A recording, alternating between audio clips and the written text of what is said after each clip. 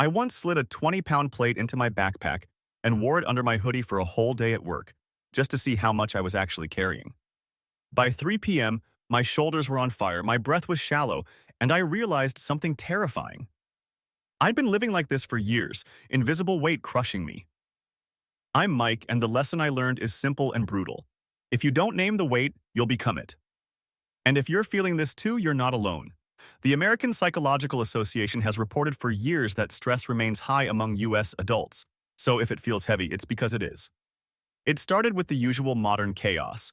Slack exploding with quick asks, a manager saying stretch roll while hinting at layoffs, my mom's pharmacy app pinging about her meds, a surprise HOA letter about a fence, student loan autopay yanking money like clockwork. I'd drink burnt office coffee, tell myself I was fine, and keep stacking bricks on my back. One night, I was crouched on the kitchen floor at 2:11 a.m., fridge humming, laptop glow on a pile of bills. My chest felt tight like a seatbelt that wouldn't unclick. When my Apple Watch buzzed, "Breathe," I laughed. Then I cried. Not a cinematic cry, ugly, hiccuping, the kind where you taste salt and metal. I couldn't tell what hurt more, my pride, my back, or my brain. Next morning, I was at the grocery store buying cheap cereal because saving a few bucks felt like control. The cashier said, "How's your day?" I said, "Good." My bag split in the parking lot. Oat milk everywhere. People stared. I stared. Then I saw it. I was carrying things that weren't mine, with a smile that wasn't real, in a system that rewards quiet collapse. That was my aha. Not a TED stage, just a puddle of oat milk and the quiet decision to stop pretending. Here's the first thing I did, and I need you to hear me. I made a load audit. I sat with a blank page and wrote everything I was carrying. Projects, people, promises, fears. Next, I drew 3 columns: own, share, not mine. Own meant responsibilities that were truly mine to handle. Share meant things that needed to be distributed or discussed. Not mine meant weight I'd picked up to look helpful or avoid conflict. It was humbling. I had my sister's paperwork in own when it belonged in share. I had my boss's "could you just" in own when it was not mine without a new scope. I moved 3 items to not mine and felt my shoulders drop. Awareness isn't therapy speak, it's triage. Second, I created boundaries with words I could actually say. I kept it simple: happy to help, what should drop to make space, and I can do A or B by Friday, not both. Which is priority?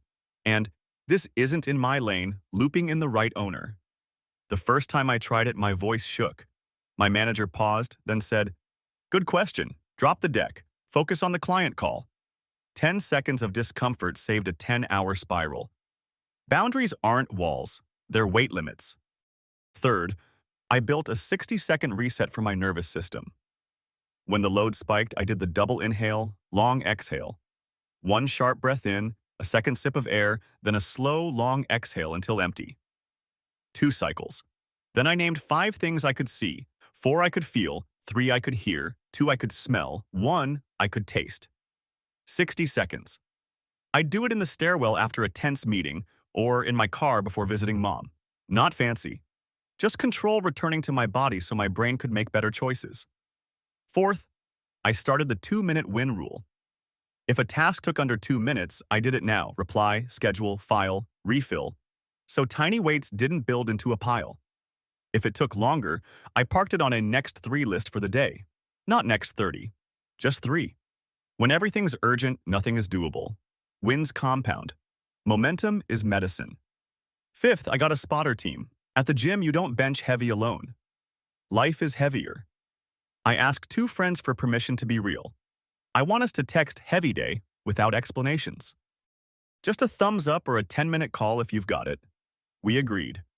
No fixing, no sermons, just presence.